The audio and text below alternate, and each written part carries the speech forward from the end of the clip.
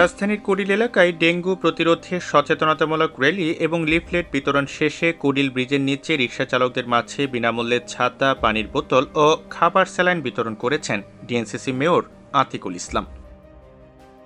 এ সময় মেয়র আতিকুল ইসলাম বলেন, ডিএনসিসি এলাকার ৩৫,০০০ রিকশা চালকদের বিনামূল্যে একটি করে ছাতা, ১২ প্যাকেট খাবার স্যালাইন ও একটি হাফ লিটার পানির কন্টেইনার দেওয়া হচ্ছে। আমরা সবাইকে ছাতা, হাফ লিটার করে একটি করে বোতল, স্যালাইন, ওয়াটার এবং আমাদের পানি খাবার জন্য আমরা প্রত্যেকটি ওয়ার্ডে ৩টি করে আমরা পানির ট্যাঙ্কি দিয়েছি। এছাড়াও আমাদের যে ক্যানন যেটা আছে মিস্ট, ওই মিস্ট আমরা ছড়াচ্ছি। তার সাথে সাথে কিন্তু গতকাল বৃষ্টি হয়েছে, আজকে কিন্তু রৌদ্র। এটা ডেঙ্গু মশার জন্য একটা অত্যন্ত একটা সুবর্ণ ক্ষেত্র। একদিকে হলো রৌদ্র, বৃষ্টি রৌদ্র, আর একদিকে এডিস মশাজনক ক্ষেত্র।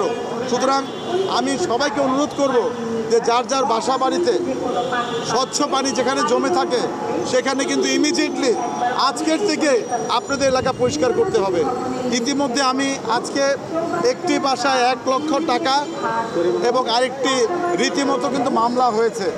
তা আমরা চাই না কারো বাসায় মামলা করতে বা কোনো জায়গায় জেল জরিমানা করতে, কিন্তু যদি এডিস মশা যদি পাই তাহলে তো অবশ্যই আজকে কিন্তু ম্যাজিস্ট্রেট আমাকে জানিয়েছে যে আজকে ১ লক্ষ টাকা আজকে ফাইন হয়েছে।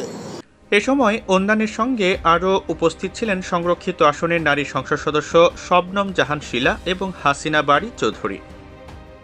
এদিন আরও উপস্থিত ছিলেন ডিএনসিসির প্রধান স্বাস্থ্য কর্মকর্তা ব্রিগেডিয়ার জেনারেল ইমরুল কায়েস চৌধুরী, প্রধান বর্জ্য ব্যবস্থাপনা কর্মকর্তা ক্যাপ্টেন মোহাম্মদ ফিদা হাসান, ১৭ নম্বর ওয়ার্ড কাউন্সিলর মোহাম্মদ ইসহাক মিয়া, ১৮ নম্বর ওয়ার্ড কাউন্সিলর মোহাম্মদ জাকির হোসেন এবং সংরক্ষিত আসনের নারী কাউন্সিলর আমেনা বেগম প্রমুখ।